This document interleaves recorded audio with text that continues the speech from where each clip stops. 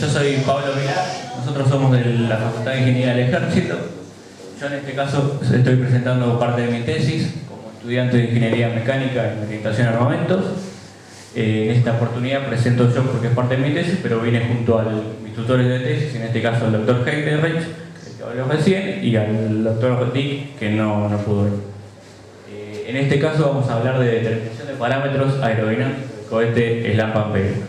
Cohete SLAM-Pampero porque hace referencia a que es un cohete de artillería. No,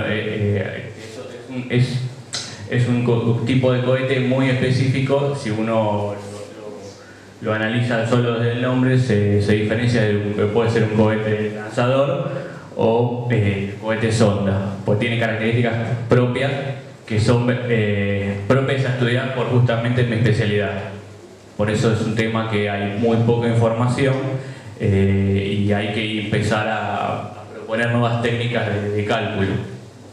Si nosotros contáramos con un túnel de viento para simular este cohete, tendríamos el problema resuelto. Pero como estamos hablando de un cohete que trabaja en el régimen en transónico y supersónico fundamentalmente, un túnel de esas características no es algo que se pueda contar aquí. Por lo tanto hay que analizar el tema desde el punto analítico. En este caso nosotros usamos dentro de la especialidad distintas metodologías de cálculo, ¿no es cierto? Por eso el objetivo del trabajo, si bien es el título, es la determinación de los parámetros, a través de esa determinación buscamos utilizar y validar otros programas para obtener el mismo resultado.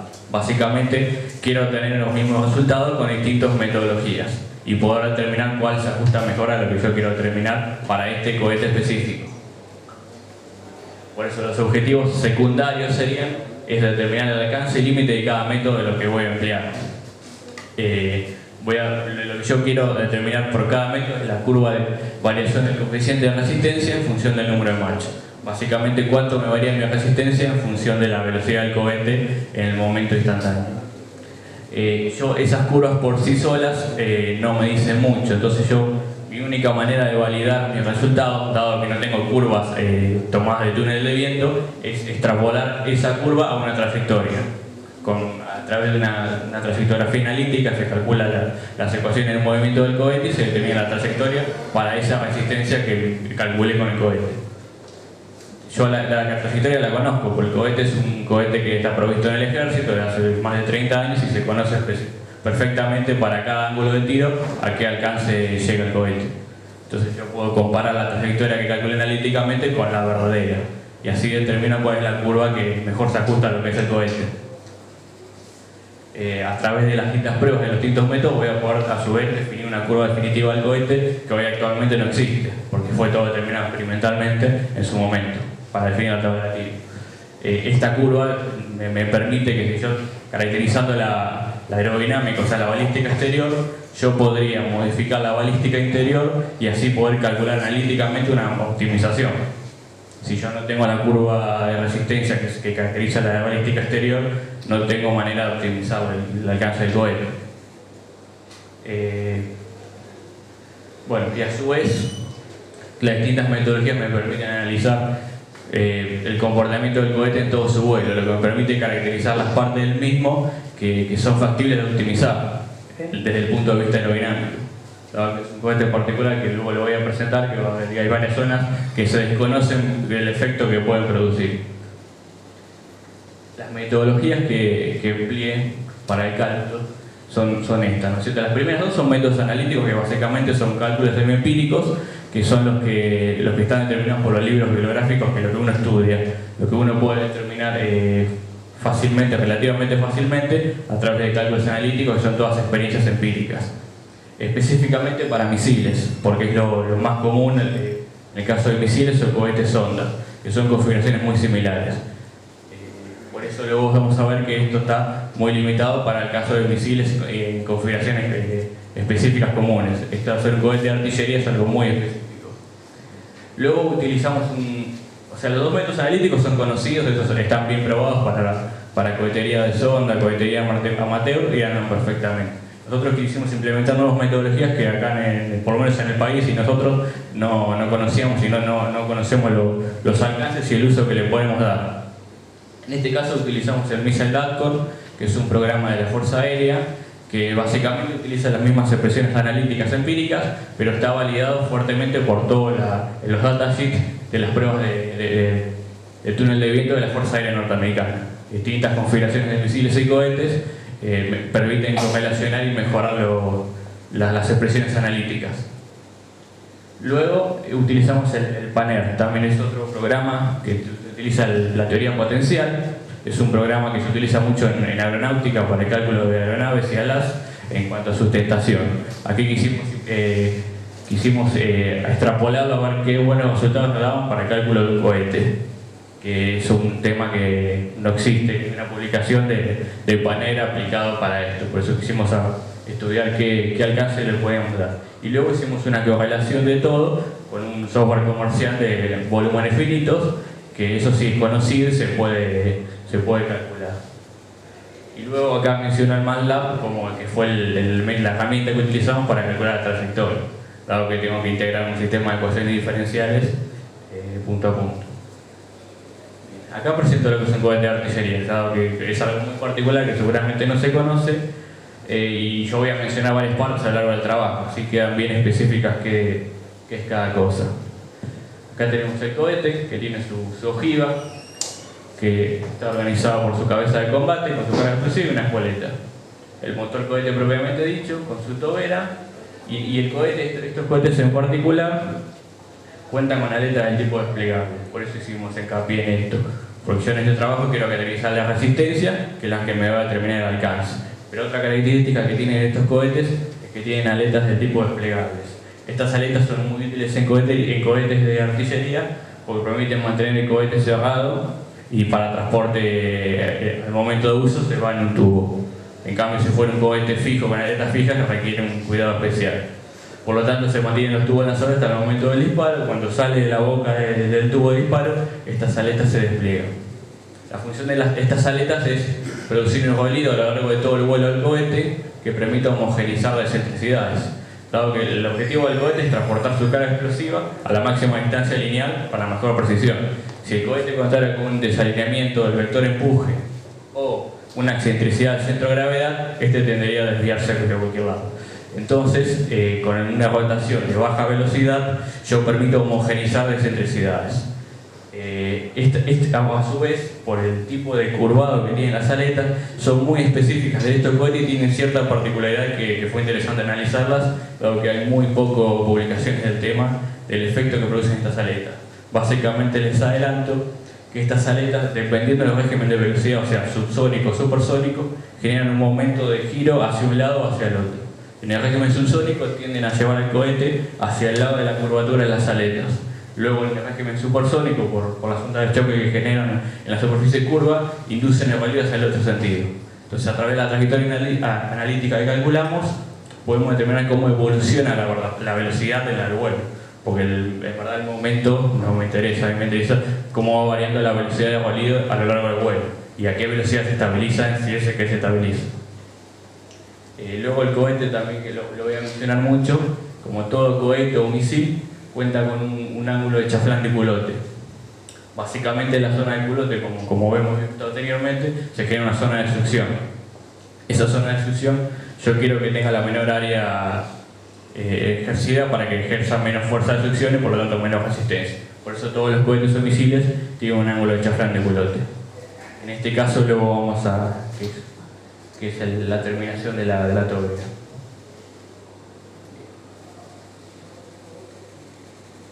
Bueno, acá ya arranco con los resultados. Una vez bien definido el cohete, como mencioné, los métodos analíticos en Missile DATCOR son métodos empleados para misiles y cohetería convencional amateur. Por lo tanto, no hay experiencias que puedan determinar el efecto que inducen en las aletas curvas en cuanto a resistencia, sustentación y demás. Por lo tanto, la única manera de calcular el cohete fue utilizar una configuración simplificada. Es decir, se reemplazan las aletas curvas por unas aletas planas, que tengan igual superficie de planta alar.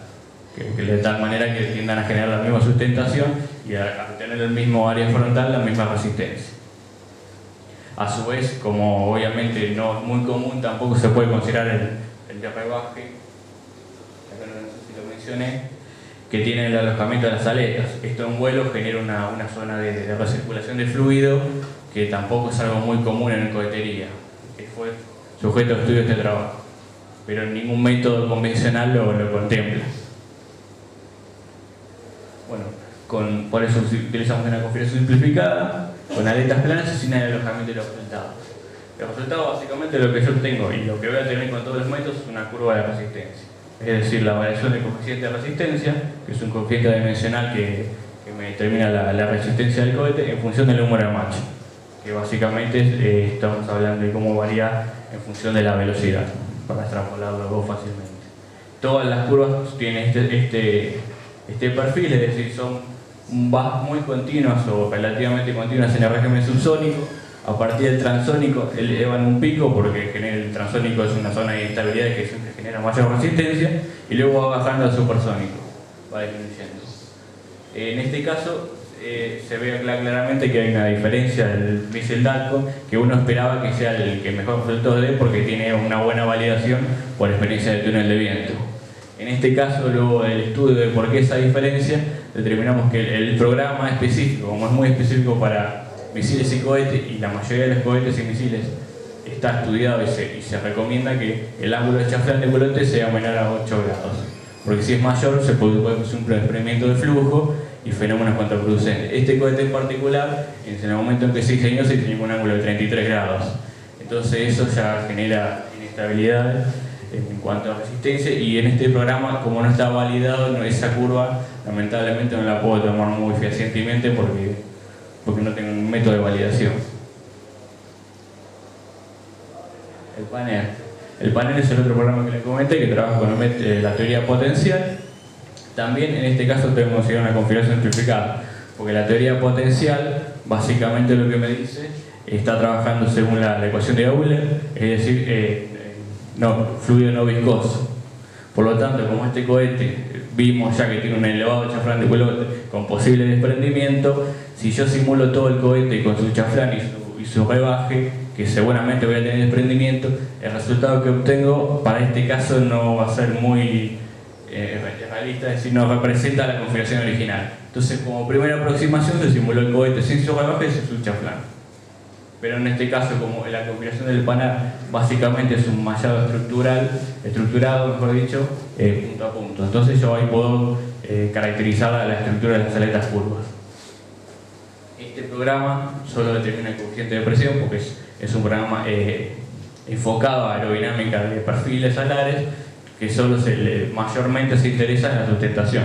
Por lo tanto, le interesa el coeficiente de presión. Bueno, para yo caracterizar mi curva de resistencia, que es la que estuvimos calculando en todo momento, al coeficiente de presión le tengo que agregar el coeficiente de desplazamiento viscoso, porque la aerodinámica no solo influye la distribución de presiones, como lo he dicho en el caso supersónico, sino el desplazamiento viscoso, que como este modelo matemático no lo considera, para mi modelo real sí tengo que agregar esa componente.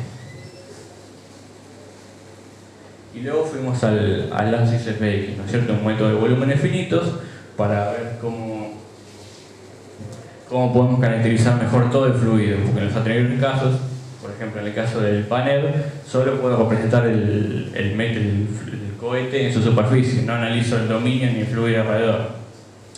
En el caso del ANSYS, bueno, hacer un método de volúmenes finitos que resuelve las ecuaciones de Navier-Stokes y todo el dominio, puedo analizar no solo qué pasa en el cohete, sino en el dominio, es decir, en el alrededor, y poder caracterizar todas las partes del cohete mejormente.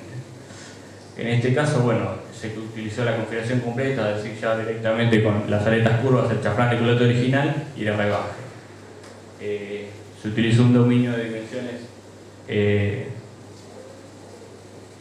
una relación mayor longitud que diámetro, para obviamente que no afecten ni una estela ni las condiciones de contorno afecten la simulación.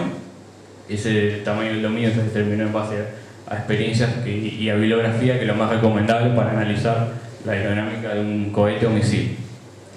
En este caso utilizamos un mallado de elementos tetraédricos, es decir, no estructurado, de 1.600.000 elementos, que fue el número de elementos que dio mejores resultados con la menor cantidad, ¿no es cierto? Es un análisis de sensibilidad de malla, elevando la cantidad de elementos a que se alcanza un nivel que relativamente el coeficiente de resistencia obtenido ya no variaba sensiblemente. O sea, por lo tanto, no justificaba incrementar la densidad de malla y tiempo computacional. Básicamente porque yo con una simulación numérica puedo simular un solo caso, es decir, una sola velocidad.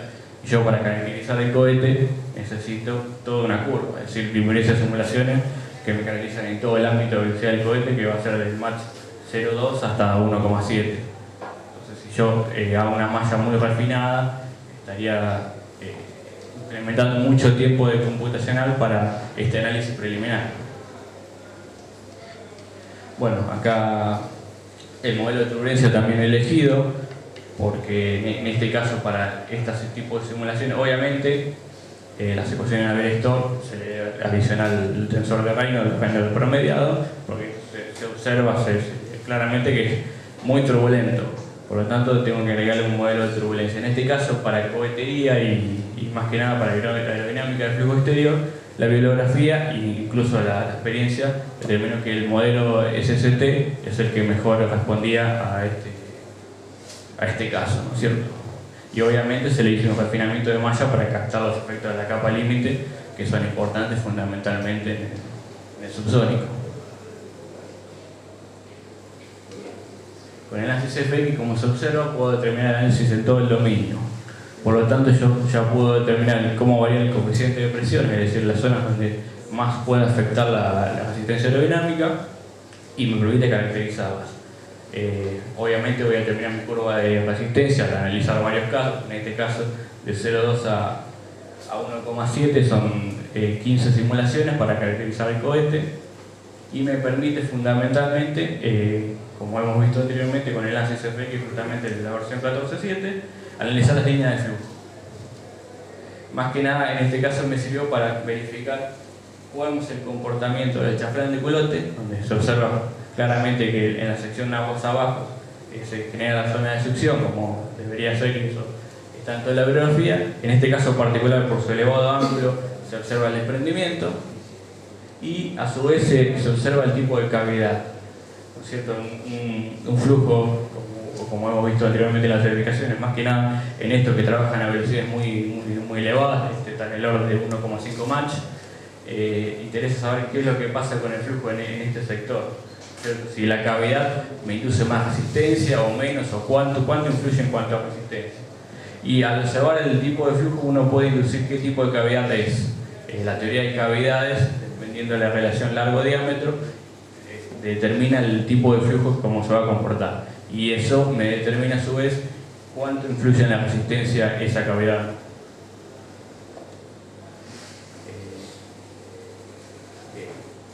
Hasta acá utilicé todas las metodologías, ¿no es cierto? Tuve cada uno su curva de resistencia, pero sin embargo con esas curvas ya no puedo validar nada. Para validar todo, como mencioné anteriormente, tengo que hacer un cálculo de trayectoria. Cálculo de trayectoria, en este caso yo utilizo el método punto masa, porque esto es un cohete que estamos hablando que tiene un alcance máximo de 10,5 kilómetros. Por lo tanto, para eso alcanza y sobra con hacer un análisis de punto masa. Básicamente el método de punto masa dice que el cohete se representa con un punto al cual recibe su fuerza de gravedad, obviamente, su empuje, que es el que provoca el motor cohete, y su resistencia. No se considera desviaciones en ningún otro grado de libertad. A su vez, obviamente yo analizo una atmósfera oasis, es decir, que condiciones atmosféricas estándar, con su ley de variación, obviamente, porque este cohete, al alcanzar 10 kilómetros, necesita elevarse en el orden de 3 kilómetros. Por lo tanto, tengo que considerar las variaciones de densidad y temperatura y presión a medida que va elevándose, porque van a inferir en el número de Mach, obviamente. Y a su vez, la atmósfera oasis, desde el punto de vista balístico, me determina que mi condición de simulación de referencia es sin viento. Así yo solo determino en un plano horizontal, que sería el plano de tiro. Luego la dispersión angular se puede determinar por otro método si es necesario. En este caso, como yo quiero determinar el alcance máximo, que es lo que está bien medido en las tablas de tiro y lo que está bien establecido, solo con este método alcanza y sobra para determinar su alcance. Básicamente mis datos que necesito, además de la curva de resistencia, la curva de empuje. La ecuación que resuelve para calcular una trayectoria son estas dos. Básicamente es la evolución de la posición en longitud y en altura, ¿no es cierto? A su vez hay que recordar que como el cohete es un cohete de combustibles sólidos, la masa va variando en el vuelo. Por lo tanto acá tenemos varias variables. La masa, que es función del tiempo, hasta el periodo propulsado, que en este caso es un cohete que quema en un segundo y tiene un vuelo de aproximadamente 50 segundos. Entonces, durante el primer segundo la masa es variable, eso es lo que se considera. Luego tenemos la resistencia, que va a ser variable en cada instante en función del número de Mach que tenga, obviamente, y el empuje, que también es función del tiempo, el tiempo de combustión en este caso es un segundo, y su curva de empuje, que está caracterizada en el banco de ensayo de motores. Esa es conocida porque se puede ensayar fácilmente en el ensayo de banco de motores que hay en el país. Con estas dos ecuaciones yo puedo determinar fácilmente la trayectoria en forma analítica a través de la integración de esto, en este caso con un método de conjetura de cuarto orden, utilizando el MATLAB se resuelve fácilmente y determino la trayectoria, es decir, el alcance en función de la altura. Acá determino lo que yo mencionaba, lo que se llama flecha, le llamamos nosotros flecha, que es la altura máxima del vuelo apogeo, y el alcance máximo. A su vez, acá en este caso me interesa conocer cómo varía el número de Mach en función de la trayectoria. La segunda curva se observa que obviamente la aceleración que produce el empuje genera su elevación, su pico máximo hasta 1,5, y luego la velocidad va decayendo hasta el momento que llega a su vértice y empieza a volver a acelerarse. Básicamente esta curva me permite para caracterizar el cohete. Uno en experiencia próxima no puede determinar esta curva totalmente. Por lo tanto, en forma analítica me permite caracterizar el cohete y ahora yo puedo definir claramente que esto es un cohete fundamentalmente transónico. Si bien su apogeo, luego de finalizar la etapa de combustión, es de un Mach y medio, fundamentalmente todo el vuelo es transónico. Y como se sabe, el régimen transónico es el más complicado, el más complejo, el que menos se conoce. Por lo tanto, ya eso me permite inferir que mis resultados analíticos es muy difícil que sean muy exactos directamente. El régimen transónico es un régimen muy complejo que ni siquiera es conocido hoy en día. Y por lo tanto, eso ya me infiere que voy a tener un error. O sea, es muy difícil calcular todo analíticamente perfectamente en estos casos. Más que nada que durante todo su vuelo es fundamentalmente transónico. Y en este caso, por su configuración de cohete, a su vez le agregamos la curva de Apalidro. Como yo mencioné al principio, las aletas curvas producen un momento positivo en el régimen subsónico y negativo en el régimen supersónico, ¿no es cierto? Entonces queremos ver cómo afecta eso en verdad en vuelo, ¿no es cierto? Entonces, una vez que puedo determinar fácilmente la trayectoria, se acopla a la tercera ecuación diferencial, que es la ecuación de la aceleración angular, que como no es acoplada se resuelve fácilmente. Solo debo conocer el coeficiente de Apalidro. En este caso solo lo puedo determinar con el método de volumen infinito, con el ANSYS FX, que es el único que puede determinar todo el flujo y poder llegar a caracterizar de alguna manera el efecto de esa curva. Lo importante es que, como la bibliografía indica, que su cambio de momento está en el orden del régimen sónico. Alrededor del Mach 1 es donde se invierte el sentido del momento, justamente porque aparecen las ondas de choque. Acá se puede ver bien, se resuelve la ecuación y yo puedo determinar cómo evoluciona la velocidad angular del cohete en todo su vuelo. Obviamente tiene una velocidad inicial angular inicial que está dada por el rayado del tubo lanzador, y luego se eleva un poco en el régimen subsónico, que uno ve hasta acá, el régimen subsónico es el momento positivo, entonces gira hacia un lado, ¿no es cierto? Luego, a partir de este punto, de los 1 segundo, que son aproximadamente 1 kilómetro, entra en el régimen supersónico. Entonces cambia la pendiente y empieza a girar hacia el otro lado durante un periodo importante. Luego, como se ve acá, a partir de los 2500 metros, vuelve a ser subsónico, entonces empieza a elevar su velocidad hacia el otro sentido, hasta que en un momento se estabiliza en el orden de los 500 RPM, ¿no es cierto?, revoluciones por minuto, lo cual se condice con la bibliografía que recomienda que un cohete yo no necesito una estabilización giroscópica como puede ser un proyectil convencional, así que solo necesito homogeneizar la excentricidad. Entonces con ese nivel de revoluciones es el óptimo para homogeneizar. Bien. Como mencioné anteriormente, yo ya inducíamos que ningún método me iba a validar directamente. Por lo tanto, fundamentalmente la idea del trabajo, ¿no es cierto?, fue tratar de determinar los coeficientes, pero a su vez ir viendo cómo validar y analizar los límites de cada método para aplicar a cohetes, que es algo que no es muy común y no hay muchas publicaciones del tema. Entonces pudimos inferir los alcances de cada método y los nuevos, el Missile Dalton y el panel, y bueno, y los alcances que puede darme un ANSYS, un CFX, para este caso de un cohete de artillería, ¿no es cierto? Se determina el alcance máximo en cada método. Con la curva que yo determiné en cada método aplicada en la trayectoria, yo puedo calcular un alcance máximo. Ese alcance máximo yo lo comparo con la trayectoria real que está establecida en la tabla de tiro. Y determino cuál fue el método que más se acercó. Obviamente los primeros métodos fueron métodos simplificados, entonces no son muy... Como primera aproximación, vale, sirven, pero no me representan el cohete. Entonces el que más me representa el cohete es el ANSYS, porque me permite caracterizar el chaflán de culote, el rebaje, ¿no es cierto? Y fundamentalmente el chaflán de culote con sus rebajes y con sus aletas curvas, que son particulares. Entonces yo me tengo que tomar como más válido, que incluso digo la curva de resistencia más cercana a la real, la del ANSYS. Sin embargo, esta curva, si yo le integro en las ecuaciones diferenciales, me da que el alcance es un poco menor, es decir, que la curva sobreestima la resistencia. Por lo tanto, ahí se hizo un análisis por qué el motivo ¿no es cierto?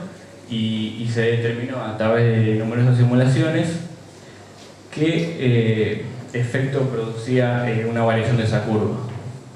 Básicamente se modifica la curva y se ve cómo varía el alcance con este y con los otros métodos. Y así se determinó que si bien esta curva sobreestima la resistencia, a nivel cualitativo es representativo. Es decir, para caracterizar la curva de resistencia real, se utiliza esta misma curva, pero se la disminuye un porcentaje en toda su magnitud. Es decir, representa el fenómeno físico, quiero decir, porque mantiene hasta el régimen transónico, eleva un pico, una diferencia de resistencia pareja, constante, y luego baja. En cambio, si vamos a los primeros casos, tenemos un pico muy elevado, que no es representativo. En este caso, el perfil de la curva es representativo, pero se lo tuvo que disminuir, dado que había una sobreestimación. Esta sobreestimación se determinó que era del 15%. O sea, el programa me da un error del 15% en cuanto a la curva de resistencia. Y de esa manera fue mi manera de validar la simulación, porque si yo simulaba y tomaba eso como real, no tengo ningún parámetro, salvo que tuviera un ensayo de túnel de viento, que para este caso no existe. Mi único parámetro de validación era compararlo con la trayectoria. De esa manera puedo determinar que el error del ANSYS CFX, ¿no es cierto?, el método de volumen infinitos, aplicado a un cohete, en particular con sus desprendimientos de flujo que tiene, con su régimen bastante turbulento, está en el orden del 15%. Puede sonar elevado, pero para lo que es el cálculo de resistencia de un cohete de este tipo, está en el orden de lo que se determina la bibliografía y las otras publicaciones del tema. O sea, es muy difícil caracterizar a través de la simulación numérica, más que nada utilizando un método de las ecuaciones Navier-Stokes promediadas, por su método de turbulencia. Si uno quisiera mejorar esta simulación, debería pasar a otro método de resolución de las ecuaciones. En este caso se tiende a utilizar el LES, ¿no es cierto?, el Largue y de tal manera, porque este método es mucho más específico y permite resolver la turbulencia de otra manera. El tema que es un método que implica muchísimo más poder computacional. Eso sería un estudio para otro trabajo, pero ya el software comercial ya no serviría, habría que es muy específico y es un trabajo posterior, ¿no es cierto? Por eso las conclusiones, básicamente se determinó el alcance máximo logrado en cada curva, se determinó que el ANSYS fue el que mejor representó por lo que le comenté, pero me sobreestimo un 15%. Y con esa sobreestimación, al validar y reconocer que representa cuantitativamente, yo puedo determinar que la curva del ANSYS, pero reducida al 15%, es la representativa del cohete, porque se simuló la trayectoria para distintos ángulos de tiro y se condice con lo de la tabla de tiro, es decir, la tabla real. futuros trabajos, a través de la simulación, al poder observar todo el flujo, yo puedo determinar qué partes influentes. Obviamente, como mencioné, este chaflán de piloto elevado no es conveniente. Entonces, lo primero a atacar desde el vista del punto de la optimización es modificar el ángulo del chaflán. Luego se utilizó un estudio de qué tipo de cavidades, ahora qué tipo de cavidad, o sea, qué perfil me induce menor resistencia. A través de esta caracterización yo luego puedo hacer un trabajo posterior que incluso está realizado. Y a su vez, obviamente, yo puedo caracterizar el perfil de la ojiva como método de optimización aerodinámica y la espoleta, que es el dispositivo colocado en la punta de la ojiva, que uno puede predecir que influye aerodinámicamente. ¿Cuándo influye? ¿No es cierto? Eso con un programa de volumen infinito se puede determinar, que es lo que se hizo en un futuro trabajo, que es la segunda parte de este, ¿no es cierto? Pero básicamente, futuros trabajos ya se hacen.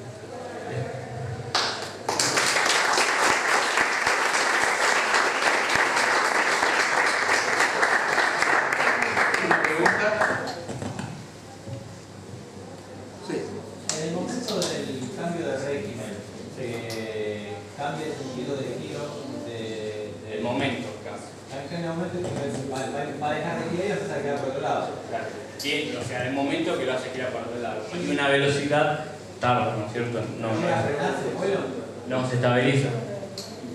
Porque a su vez de la rotación hay en este caso está indicado como CLP, que es el coeficiente de amortiguación. O sea, hay un momento que tiende a girar hacia un lado, pero hay una amortiguación. Eso hace que se tienda a estabilizar. ¿El momento desaparece, se invierte? Pero no, en el momento ni momento desaparece. Solo en un punto específico es cero, sí. Pero en ese momento igual sigue girando para... La aceleración, el momento implica una aceleración, pero la velocidad va a ser... Si la aceleración es cero, la velocidad es constante en ese momento. Pero después empieza a frenar. En el momento cuando cambia de signo empieza a frenar. No. Cambia de signo, no es que se frene. Gira para el otro lado. Bueno, justamente. Entonces, en ese momento no gira el cohete. Claro, acá, en este punto... Bien, en ese momento... Tiene velocidad cero. ¿No se inestabiliza el...? Sí, pero es un punto. Es un punto en 10.000 metros, es un punto. O sea, en esta curva va disminuyendo su velocidad. En este caso, para un lado, es el otro. Es el momento de máxima inestabilidad, obviamente. Pero es propio del sistema. Incluso es conveniente que tenga este cambio de signo. Porque esto me permite que el cohete tenga dos sentidos de giro a lo largo de la trayectoria. Si yo tengo un vector desalineado, el cohete se desalinea. Si yo lo hago girar, se desalinea menos, pero se va a desalinear. Entonces, si yo lo hago girar hacia un lado y en un momento lo cambio de giro, se terminan compensando las desalineaciones. Por eso es conveniente que tenga dos cambios de signo.